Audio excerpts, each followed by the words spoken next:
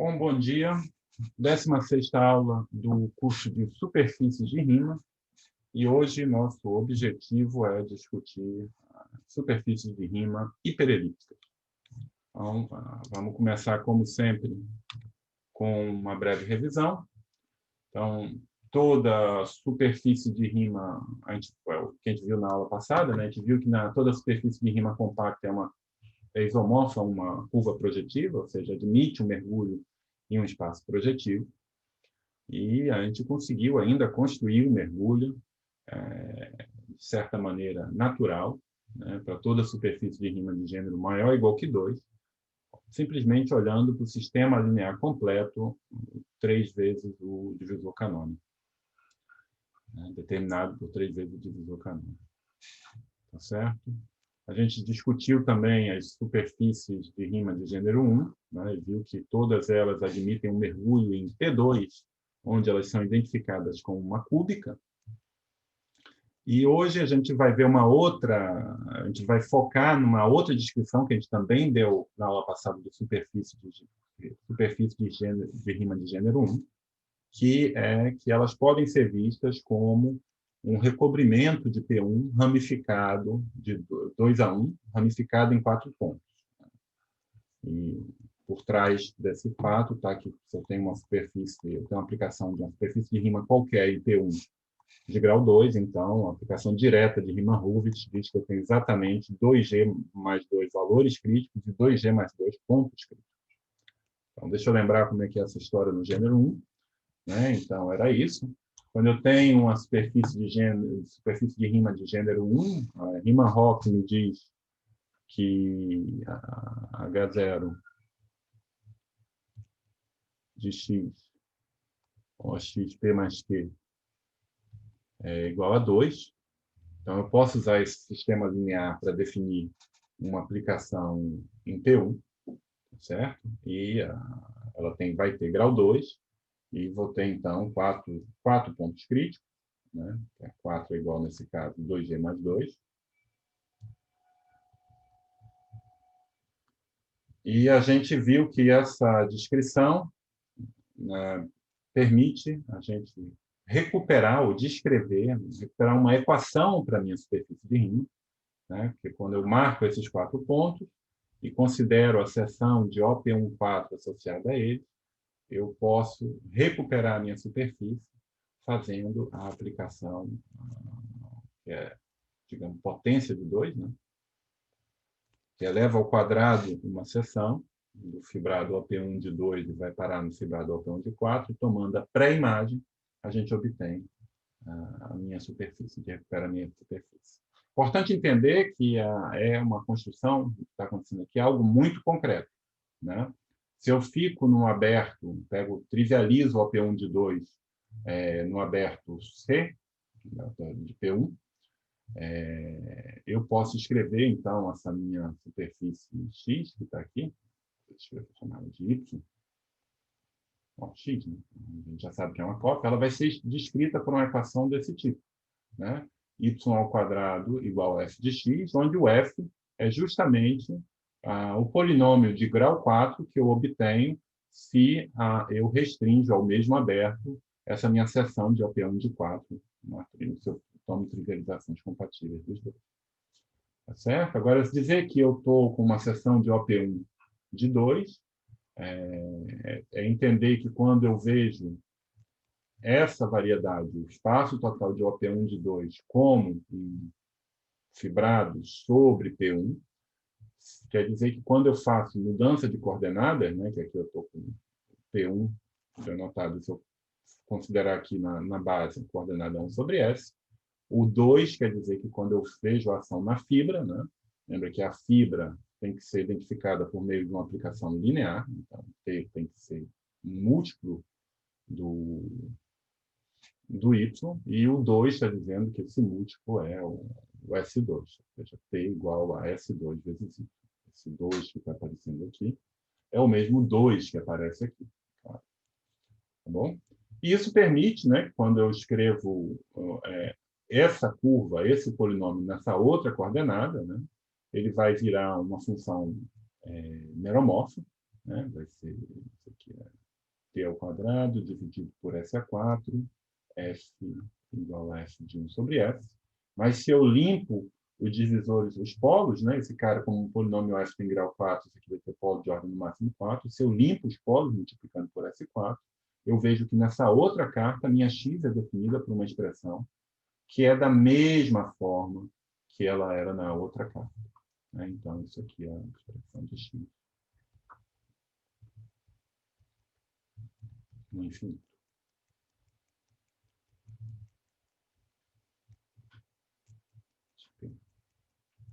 Estou olhando na carta aqui.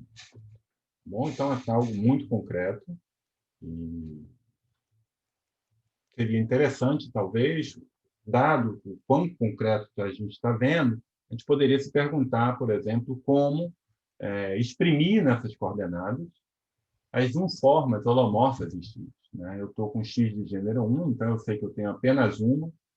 Qual será o aspecto dessa forma? E é o que eu estou explicando, como fazer aqui, né? Então, se eu tenho y ao quadrado igual a f de x, se eu faço a diferencial dessa expressão, eu obtenho que 2y dy é igual a f' de x dx. É claro que isso só vai valer quando, ao longo da curva, né? Então, ao longo da minha curva x, ou da minha superfície de Riemann x, eu tenho que essa forma 2y dy é igual a f' de x dx. Então, o que acontece é que se eu pegar essa forma meromorfa em C2, ela, quando eu restringo a minha superfície de Riemann x, pelo menos nessa carta, ela vira uma forma holomorfa.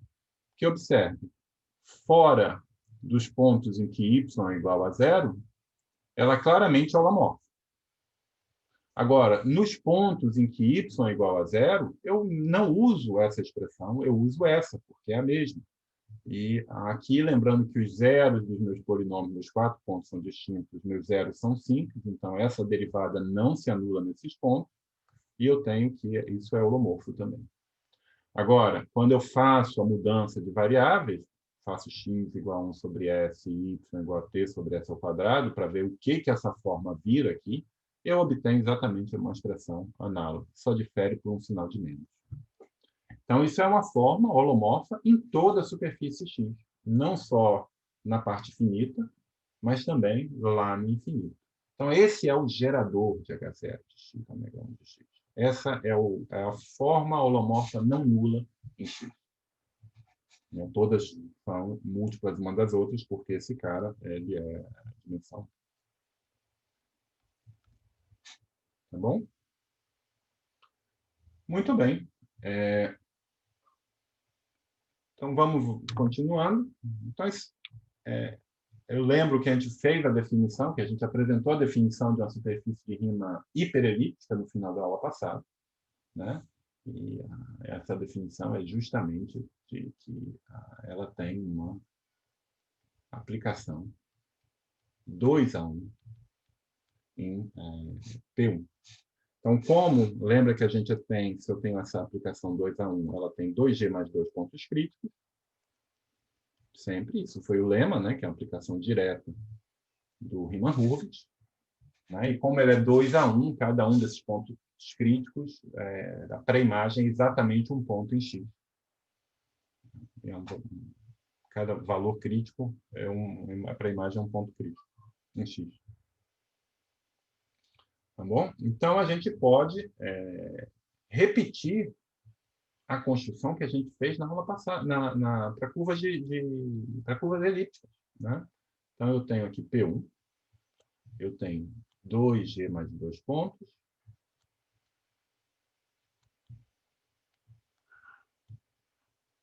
e eu posso pegar uma seção. Então, aqui eu tenho 2G mais 2 pontos, e eu posso pegar uma seção S pertencente a H0, P1, ao P1,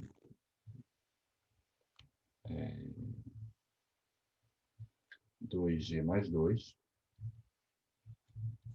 se anula nestes pontos. certo? Aqui está o gráfico da seção, né? Ou seja, isso aqui em coordenadas. Talvez se eu escrever essa seção localmente como f, como um polinômio de grau 2g mais 2, isso vai ser y igual a f de x. Uma expressão local. Expressão local. S em C, contigo em P. Tá bom? E, então, esse aqui é uma coisa que está vivendo no espaço total do fibrado OP1 2G mais 2, e eu, como na aula passada, posso considerar a aplicação elevar ao quadrado vinda do espaço total de OP1 G mais 1. E olhando para a pré-imagem,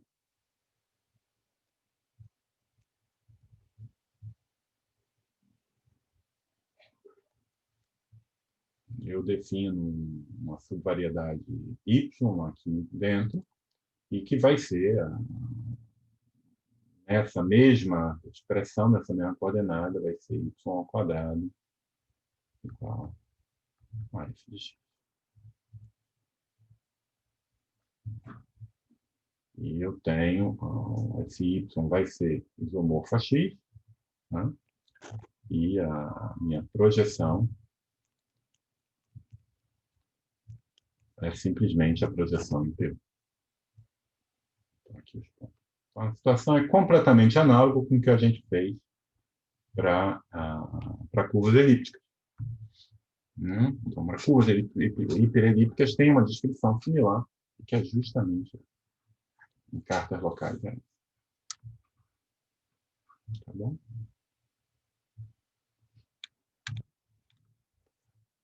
Então, essencialmente, o que a gente vê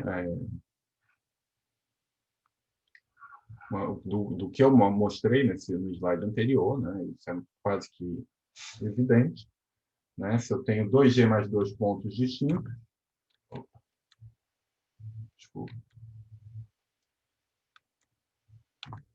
Se eu tenho 2G mais 2 pontos distintos, eu posso fazer essa construção e construir uma superfície hiperelíptica, porque a projeção P1 te dá a aplicação 2 a 1. Né? Tenho aqui duas raízes. E é claro que essa construção vai depender, eu posso construir a mesma superfície com um conjunto de pontos diferentes, mas esses pontos têm que estar relacionados por um automorfismo de P1, que é simplesmente a escolha das coordenadas. Tá certo? Talvez a injetividade é clara sobre a injetividade também, né? Então eu consigo ver que as classes de isomorfismo de superfícies hiperelípticas é associada ao conjunto de 2G mais 2 pontos distintos, módulo automorfismo de P1. Deixo como exercício vocês preencherem os detalhes da demonstração desse teorema, mas essencialmente segue do que a gente discutiu no slide anterior. Agora, para as superfícies hiperelípticas, eu posso fazer a mesma pergunta que eu fiz para as superfícies de gênero 1. Como exprimir as diferenciais holomorfas? Agora, a situação é um pouco mais interessante. Né? Eu estou em gênero maior ou igual que 2. Então, eu sei que, por definição, H0 de x e ω1 de x é igual a g. Então, como exprimir essas g-formas? E o ponto é que a gente tem uma descrição completamente análoga à anterior. Né? O que vai valer é que essas formas, x e eu vou tomar coordenadas, né, onde eu estou escrevendo y como f de x, onde o grau de f de x é igual a 2g mais 2. Né? Lembra que no caso de curvas elípticas ele era igual a 4. E eu vou considerar nessas coordenadas as formas xi dx sobre y restritas. Estou vendo o x contido no espaço total do OP1 G mais 1. Né? E em carta no aberto C vezes C. Né? Então, aqui eu tenho a projeção de P1. Então, se eu tomar um C aqui com coordenada x, eu estou exprimindo a minha x sobre esse c, né, que vai ser um c do c ao quadrado. Eu estou exprimindo por essa expressão. E aí o que eu afirmo é que essas formas geram a base do ômega 1 de x. Então, a primeira coisa que você tem que verificar é que essas formas são, de fato, holomorfas. Mas isso é claro justamente pela mesma razão da vez anterior. Né? Eu posso escrever, diferenciando essa expressão, eu tenho que 2y dy é igual a f' de x dx, tá certo? E como é? Quando eu olho para y igual a zero,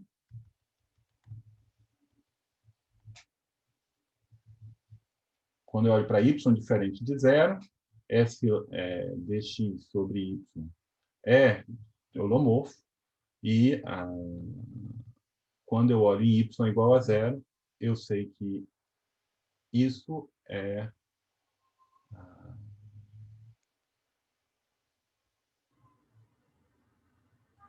dx sobre y é igual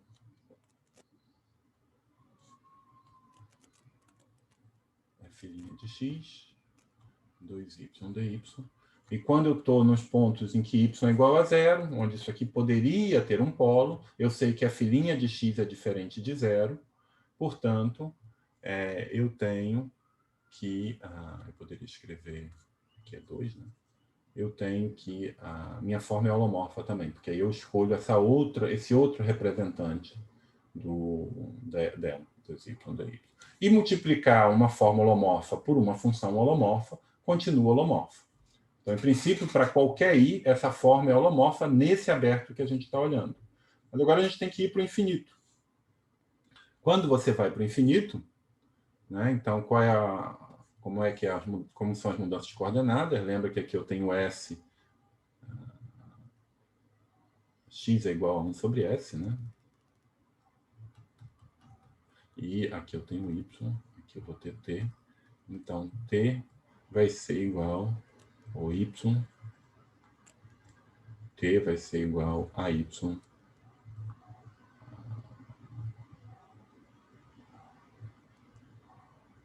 Vai ser igual a s ao quadrado, s a g mais 1y, né? Porque o meu fibrado que eu estou vivendo é esse. Tá certo? Então, quando eu faço y dx sobre y, vai ser menos ds sobre s ao quadrado, dividido por t, dividido por s, g mais 1.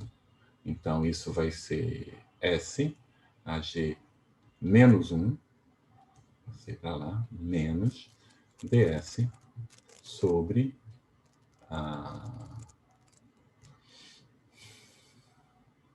sobre nada, né? Sobre t.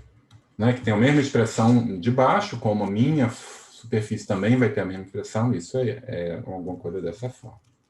Agora, se eu multiplico por x na potência i, o x é 1 sobre s na potência i, e aqui então vai vir x aí, dividido por s a potência i. Então, para que isso seja holomorfo, eu preciso que o i seja no máximo g mais 1, porque senão eu teria um polo. Então, por isso que aparece o g menos 1 aqui. O i teria que ser no máximo g menos 1. E é claro que a gente tem aqui formas, vocês podem verificar que essas formas são linearmente independentes e, portanto, geram esse meu espaço, que eu sei que tem dimensão g. Então, eu consigo expressar as minhas formas diferenciais de maneira muito concreta. Tá bom, já que eu consigo exprimir elas de maneira muito concreta, eu posso utilizar elas para descrever a aplicação determinada pelo Kx. Né? Então, note que a gente, como eu falei, a gente pode exprimir essa aplicação. Ela é a aplicação que vai aqui, Kx dual. Né? Mas, se eu fixo uma base de Kx, eu posso exprimir essa aplicação explicitamente, né? De forma não intrínseca, mas que algumas vezes é bom você fazer isso, né? E o que acontece é que agora essa minha aplicação, né, se eu vejo esse cara contido em espaço total de OP1 de G mais 1, usando aquela expressão que eu tenho anteriormente, eu posso exprimir essa aplicação aqui usando aquelas as expressões para ômega, né? Lembra que eu tenho aqui H0 de x, ômega 1 de x. Isso aqui vai ser gerado por A dx sobre y, x dx sobre y, x é g menos 1 dx sobre y. Então, eu posso usar essas expressões para definir esse mapa. Então, se eu uso essas expressões para definir esse mapa, então isso vai ser a aplicação que vai mandar xy contido no aberto C2 aqui dentro, né? Não vou, definida só ao longo da curva, não vou considerar nada fora da curva, é a aplicação que manda esses pontos em 1, x, x2, xg menos 1. Note que, curiosamente, ela não depende da variável y, né? Porque todas elas diferem, essas formas diferem por multiplicação por funções que não dependem da variável y. E o que isso quer dizer? Quer dizer que quando eu olho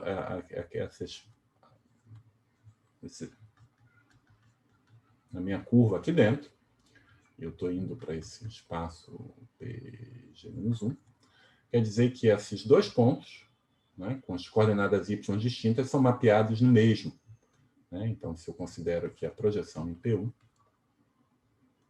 eu vou estar dizendo que eu tenho uma fatoração aqui dessa aplicação por meio dessa aplicação em P1. Então, e a aplicação de P1 é justamente essa. Né? Depende da primeira coordenada. Eu estou fazendo tudo num aberto, no complemento do infinito, mas você verifica que tudo isso é coerente e funciona igualzinho quando você passa para o infinito. Então, foi isso que eu escrevi aqui. Talvez aqui a escolha de coordenadas seja um pouco infeliz. Esse y aqui não é o mesmo y.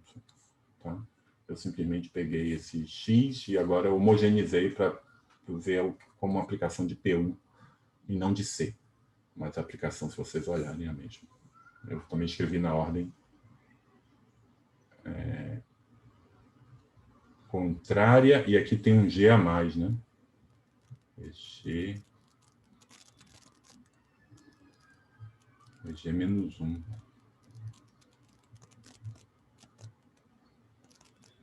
G menos 1, desculpa. Aqui tem um G menos 1, G menos 2, G menos 3.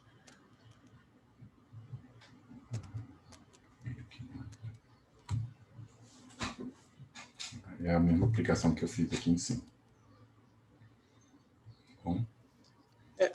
Jorge, aqui você está usando mais aquela forma local que a gente deu para essa aplicação, né? Não tanto aquela por hipersuperfícies. É mais a forma local, né? Para dizer isso. Fiz a equação, fica mais simples. Nesse caso particular, eu acho mais simples você ver, já que eu tenho uma base explícita, em geral você não tem uma base explícita.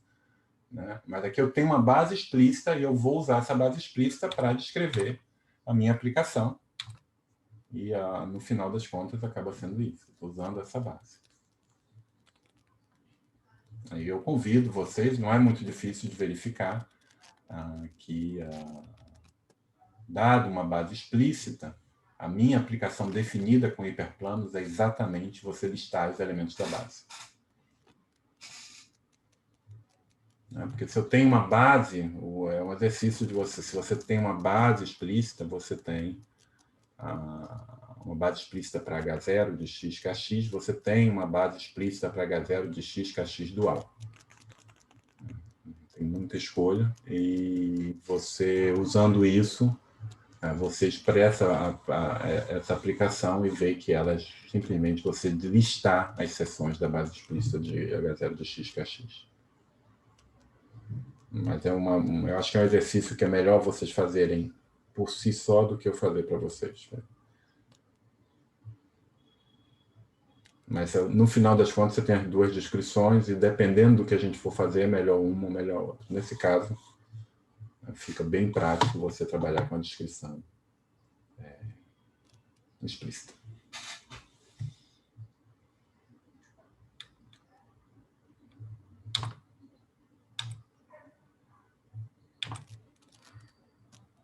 Tá? Então, isso eu acho uma aplicação, né, uma descrição bastante bonita, né? Então, vamos só, para fixar ideias, vamos ver o que está acontecendo. Gênero 2. Eu tenho aqui X. Eu estou indo para P1, que é o KX. E estou indo para P1 aqui. E gênero 2, você lembra que a gente viu que toda superfície de gênero 2 é hiperelíptica. E eu não estou fazendo absolutamente nada. Isso aqui é um automorfismo.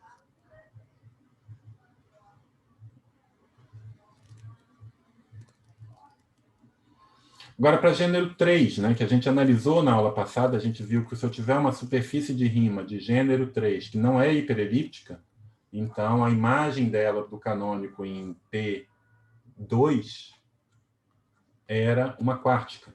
Não sei se vocês lembram, a gente viu isso.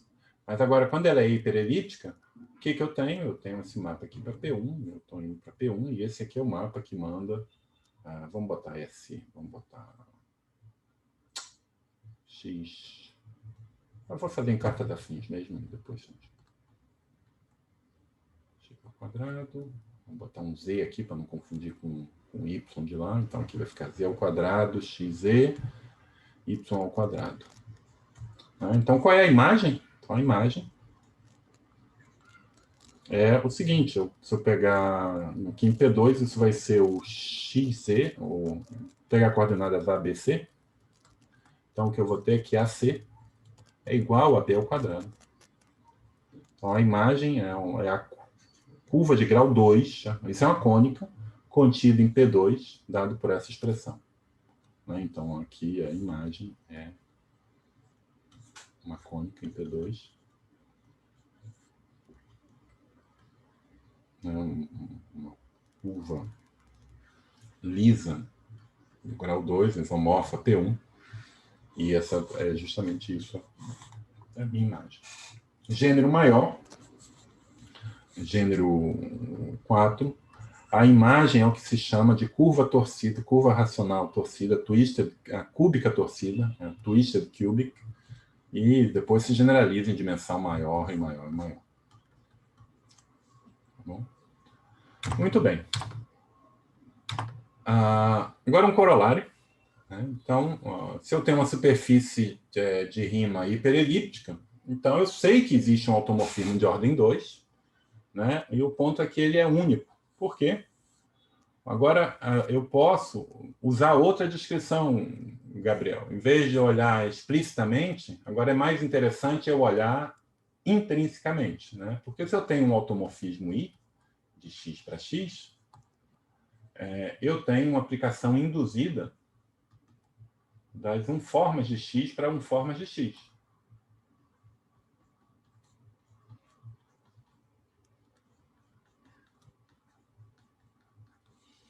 Certo? Que eu pego uma forma e mando para o I estrela do ômega. Agora, se eu tenho uma aplicação induzida entre espaços vetoriais, eu tenho uma aplicação dual induzida entre espaços vetoriais, duais.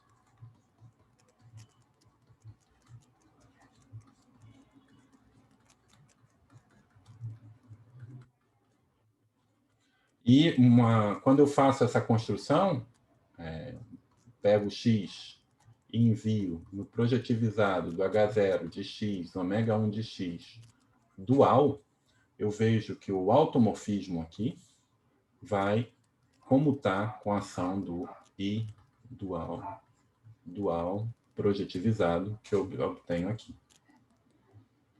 Certo? Ou seja, essa aplicação linear, quando eu projetivizo, vai preservar a imagem. Eu convido você a verificar isso, mas fica extremamente simples quando eu não vejo essa aplicação explicitamente, mas vejo ela intrinsecamente, por meio de hiperplanos.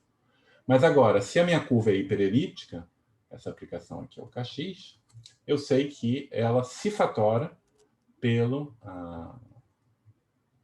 por P1. Né? E aqui eu tenho aquele mapa que eu chamei de eta. Tá?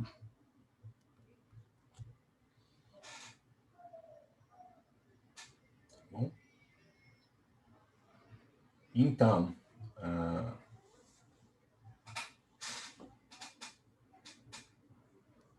como essa aplicação se fatora aqui, ela preserva a imagem, então eu tenho uma outra involução aqui. Mas essa tem que ser uma evolução, digamos, que estrela aqui, tem que ser uma evolução que preserva, lembra qual é essa figura aqui? A imagem aqui é isso.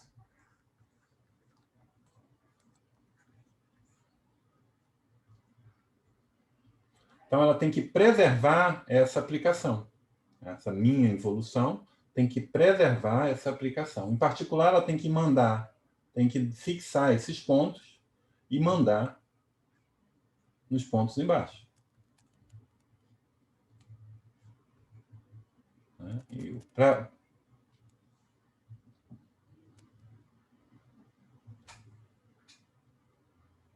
eu quero fazer?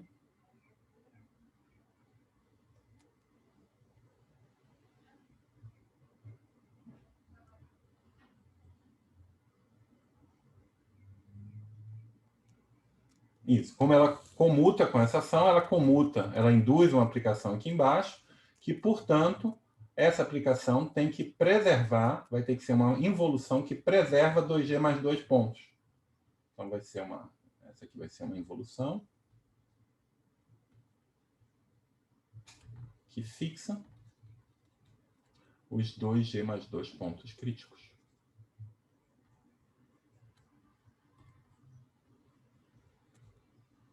Porque ela tem que se fatorar por essa.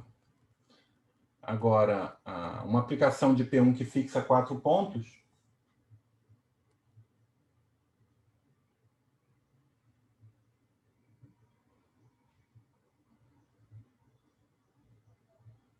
né? Ela vai ter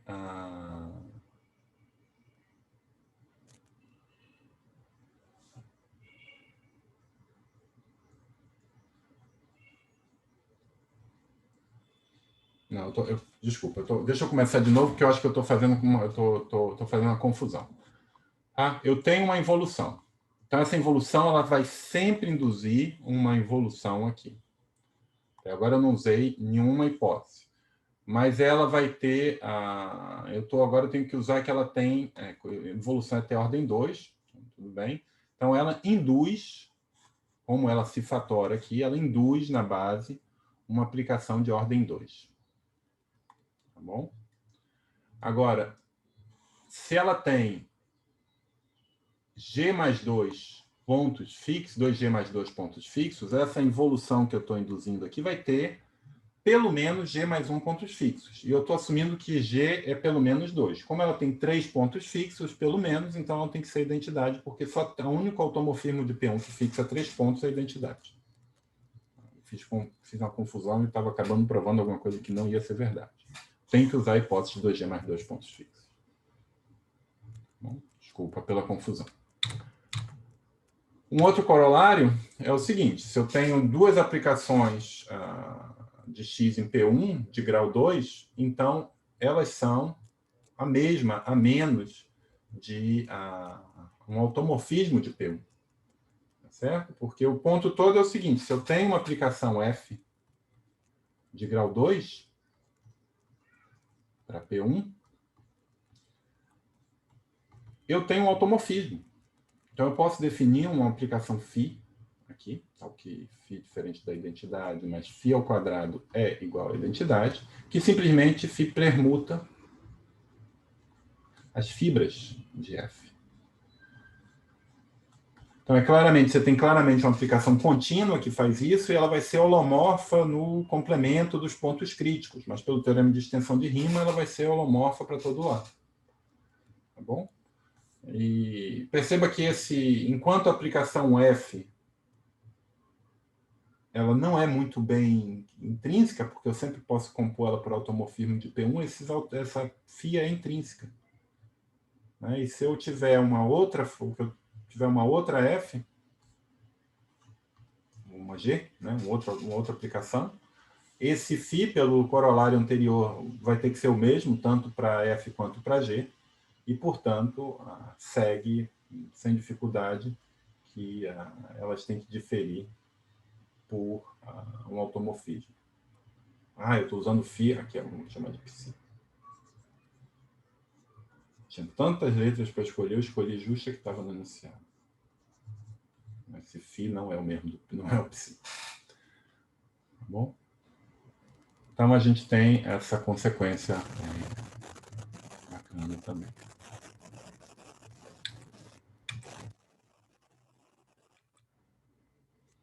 Então, para terminar, eu acho que é o grande...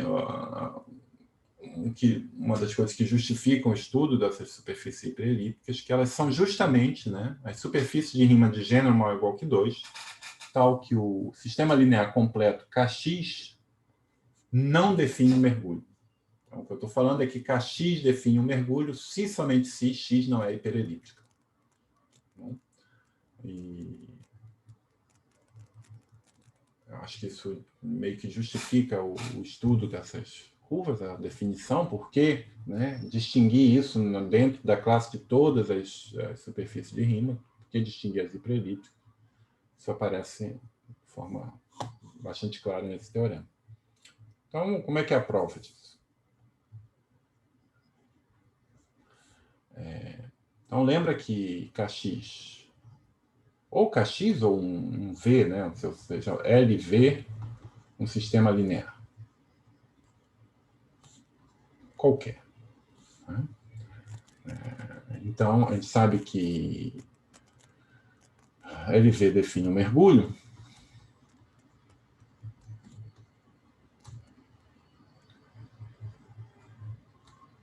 Se somente se V menos P menos Q, contido em V, tem codimensão 2 para todos PQ pertencente a X.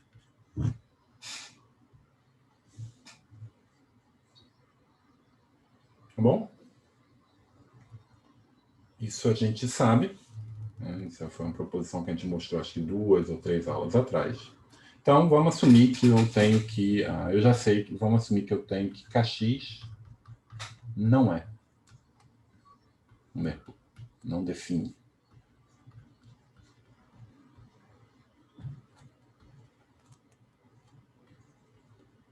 Então, isso me diz que o H0, então quer dizer que existem P e Q pertencente a X, talvez iguais, ninguém está falando que não podem ser iguais, tal que H0 de X, ômega 1 de X menos P menos Q vai ser igual a H0 de X, ômega 1 de X, mais delta, onde delta, menos delta, onde delta é igual a 0,1. Concordam comigo? Se fosse... Eu estou dizendo que tem um par de pontos em que essa codimensão não é 2, então se ela não é 2, tem que ser 0 ou 1. Para essa situação. Tá bom?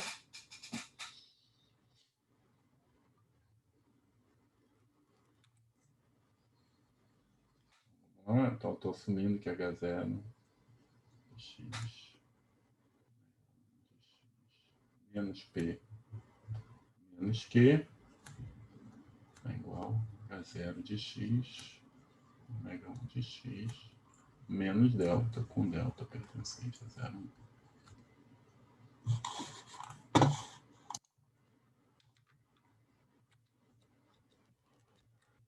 Muito bem.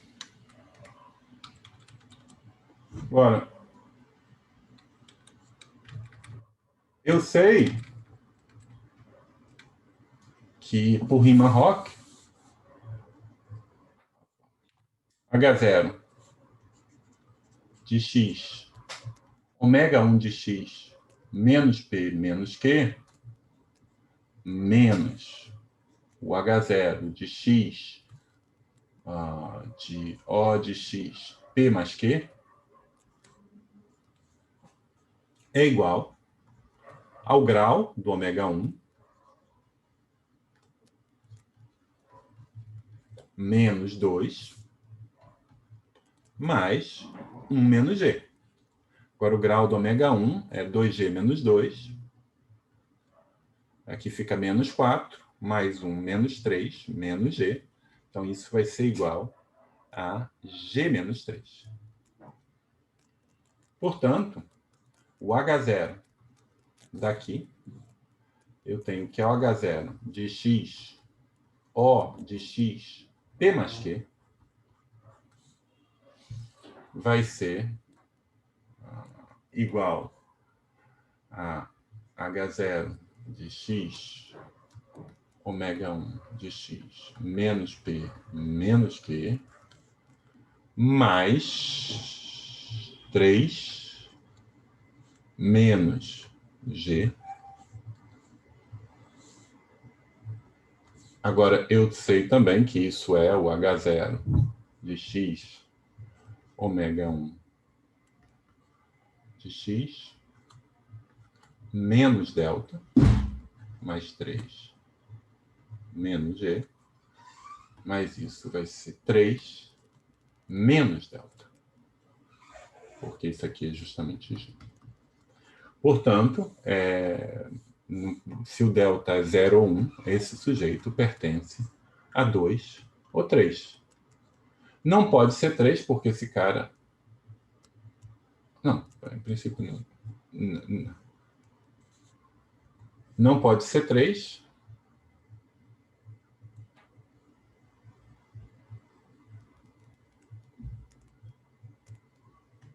E o que a gente deduz é que o H0 de X, O de X de P mais Q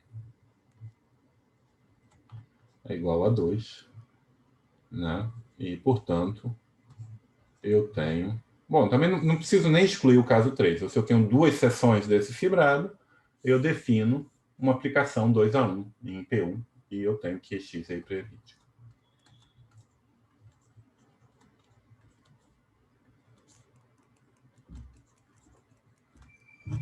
Tá bom? Então, isso mostra que X é hiperelíptica e, por outro lado, se X é hiperelíptica, a gente já viu que a Kx define uma aplicação 2:1 na imagem daquele mergulho de P1 em PG-1 dado pelas potências de X, quando expresso em coordenadas locais. E foi isso que a gente anunciou, né? Olha, o sistema linear completo não é um mergulho se somente se X é hiperelíptico. Foi isso que a gente mostrou. E quando X é hiperelíptico, a imagem é definida por Kx é isomorfa P1. A gente já tinha mostrado anteriormente. Com isso, a gente terminou a prova do teorema e terminou a aula de hoje. Vou parar a gravação.